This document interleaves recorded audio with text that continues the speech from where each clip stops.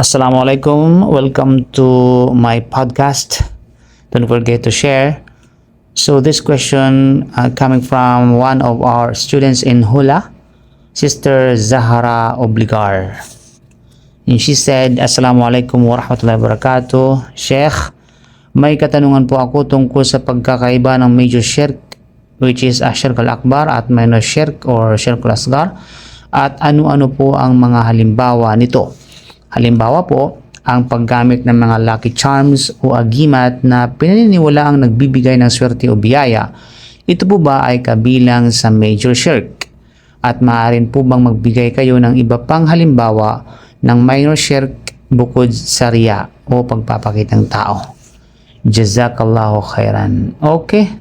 So what a wonderful question from Sister Zahra Obligar. So let's talk about it. So bismillah wa salatu wa salam ala rasulillah wa ala alihi wa sahbihi ajma'in. Amma ba'd. Wa alaikum assalam wa rahmatullahi wa barakatuh. Barakallahu fiki ya ukhti Zahra, no? At naway dagdagan ng Allah subhanahu wa ta'ala ang iyong pagkaunawa sa pinakadakilang usapin sa Islam, ang tauhid at ang pag-iwas sa shirk. Na kung kaya, ano ang pagkakaiba ng major shirk at saka minor shirk? Kasama ba ang lucky charms o agimat, no?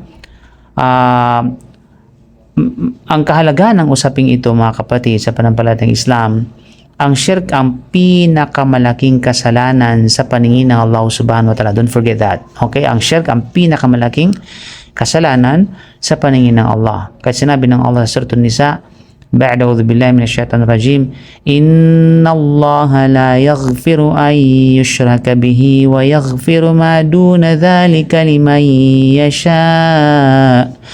Tunay na hindi pinatatawad ng Allah ang pagtatambal sa Kanya, ngunit pinatatawad niya ang anumang kasalanan bukod dito para sa sino mang Kanyang naisin. Ano ang major shirk?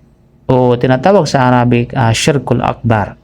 Ang kahulugan ng major shirk, ang shirkul akbar ay ang pagbibigay ng alinman sa mga uri ng pagsamba sa iba bukod sa Allah o pagtatambal sa Kanya sa Kanyang mga natatanging karapatan. Ito ay nagpapawalang bisa sa lahat ng mabubuting gawa, naglalabas sa tao sa Islam, no?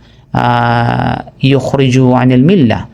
Pag ang gumawa nito na major shirk ay nilalabas nito sa pamamagitan ng kanyang shirk na ginawa ang tao sa Islam. Kapag namatay dito ang nang hindi nagsisisi, magpakailanman siyang mapaparusahan sa impyernong apoy habang buhay. Ano yung mga halimbawa ng major shirk? Una, pagdarasal sa iba bukod sa Allah o panalangin sa iba bukod sa Allah.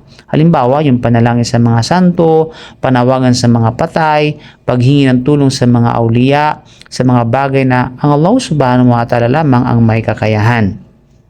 Pangalawa, pag-aalay ng sakripisyo para sa iba bukod sa Allah. Sinabi ng Allah sa Suratul An'am, "Qul inna salati wa nusuki wa mahyaya wa mamati lillahi rabbil alamin." Sabihin Muhammad, katiyakan ng aking pagdarasal at ng aking pag-aalay, yung aking slaughtering, no? Ang buhay ko at ang aking kamatayan ay para lamang sa Allah, ang Panginoon ng sanlibutan. Pangatlo, paniniwala na may ibang nilalang na may kapangyarihang magbigay ng biyaya, proteksyon o kapalaran na katulad ng sa Allah subhanahu wa ta'ala. Pang-apat, agimat or lucky charm na pinaniniwala ang may sariling kapangyarihan. Kung ang isang tao ay naniniwala na ang agimat na ito mismo ang nagdadala ng swerte, nagpoprotekta sa akin o nag-aalis ng sakuna, ito ay major shirk sapagkat ibinigay niya sa agimat ang kapangyarihang tanging sa Allah lamang na babagay. Pangalawa, ano ang minor shirk o shirkul asgar? Ang kahulugan nito, ito ay mga salita o gawain na tinawag na shirk sa Quran o Sunnah, ngunit hindi umaabot sa antas ng paglabas sa Islam. Ibig sabihin, kapag gumawa ka ng minor shirk, ay still na nakagawa ka ng shirk, subalit hindi ka inilalabas ito sa fold ng Islam. Hindi nito inilalabas ang tao sa Islam, ngunit isa ito sa pinakamapanganib na kasalanan. Ang pinakatanyag na halimbawa ng minor shirk ay walang iba kundi ang riya o pagpapakitang tao. Sinabi ng Prophet sallam, inna akhwafu ma akhafu alaykum asyirkul asgar. Rawahu Ahmad. Nang tanungin kung ano iyon, sinabi niya, ar-riya. No? Sabi niya, ang higit kong ikinatatakot para sa inyo ay ang maliit na shirk. Sinabi niya, ito ay pagpapakitang tao. Sabi niya, ano yung sinabi niyo yung minor shirk o propeta ng Allah? Sabi ni Prophet sallam, ito ay ang pagpapakitang tao o riya. No? Ano yung mga halimbawa ng minor shirk bukod sa riya? Una, pagsusuot ng agimat bilang sanhi lamang. So kapag nagsuot ka ng agimat bilang sanhi lamang ito, kumbaga siya yung naging dahilan para sa mabuti, di ba? Yun ay minor shirk. Kasi sinabi ng Prophet sallam, man ta'allaka tamimatan faqad asyraka. Rawahu Ahmad. Sino mang magsabit ng anting-anting or tamima ay nakagawa ng shirk. So paano ito nagiging minor shirk? Kapag naniwala ang tao na hindi naman ito ang tunay na nagbibigay ng protection, kumbaga ito lamang mediator, isa lamang itong paraan o sanhi, di ba? Ito ay minor shirk. Ngunit ang Allah pa rin ay hindi nagtakda rito bilang lehitimong sanhi. Ito ay minor shirk. Ibig sabihin, ang Allah pa rin ang nagbibigay ng kabutihan, nagpoprotekta o anumang katulad nito sa pamamagitan ng agimat na ito anting-anting. So kapag ganito yung paniniwala ng tao, nakakommit siya ng minor shirk. Pangalawa, pagsabi ng kung hindi dahil sa Allah at kay fulan. So ang tama ay pagkatapos ng tulong ng Allah, ginamit niya si Pulano bilang dahilan. Di ba? Usually ito yung mga common na namumutawi sa bibig ng ilan sa mga Muslim kapag meron tao na tumulong sa kanila. At sasabihin na kung hindi dahil kay Pulano, di ba? Kundi dahil sa Allah at kay Pulano.